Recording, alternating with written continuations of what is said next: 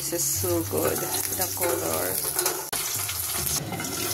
Wow. So, guys. Ang gagawin ka lang dito is slice ko lang yung ganyan. Pwede lang namang hindi na slice yun. Or ganyan na lang, guys. Ito yung aking kinarbo, guys. Nag-crave kasi ako ng ganitong luto. So, kain tayo. Ang ingay ng background. Sana hindi CVR. Tapos may tayo dahil nga linggo. Sarsa.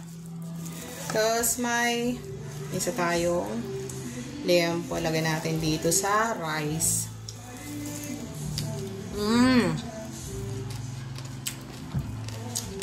Panalo.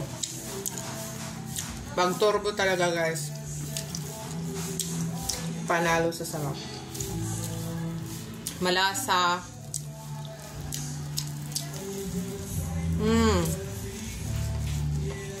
Yummy.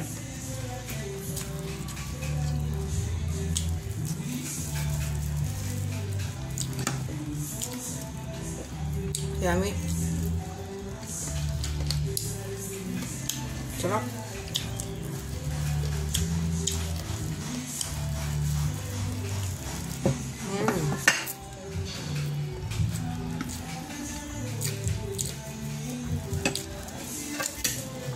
Ang sarap, guys.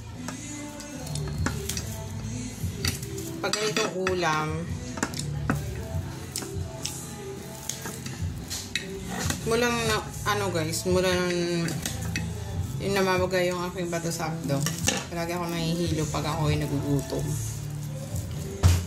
Tapos, kain tayo.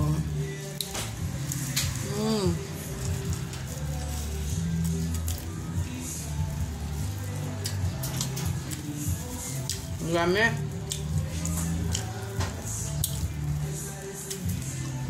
Tirahan ako sa Webes.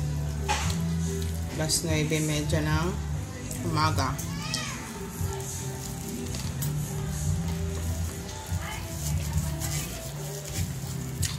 Dalawang doktor.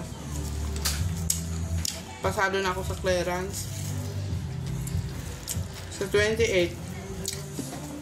Titingnan na lang ako ng aking surgery. Kami ng doktor ko na opera sa akin. Tatakot lang ako sa mga gagamitin niyang aparato, guys. Nervyos ako.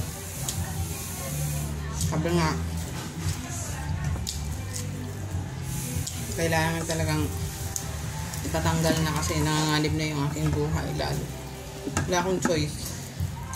Matagal na rin itong, kaya pala sobrang sakit siya pag nakakain ako ng mga fatty food. Ito yung ganito na turbo, hindi siya huwag lang sobra, hindi siya sumasakit kasi ako nagluto.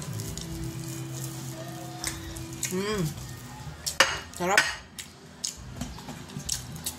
Yummy. Sabi hindi kakain ng rice. Kung ganitong ulam mo, rice is life. Pero, ngayon, hindi ako nag-exercise kasi kailangan ko ng lakas. Alam mo na, iniwasan ko mag-exercise kasi kailangan ko ng pahinga. Sa Webes na, guys. Sa Webes na.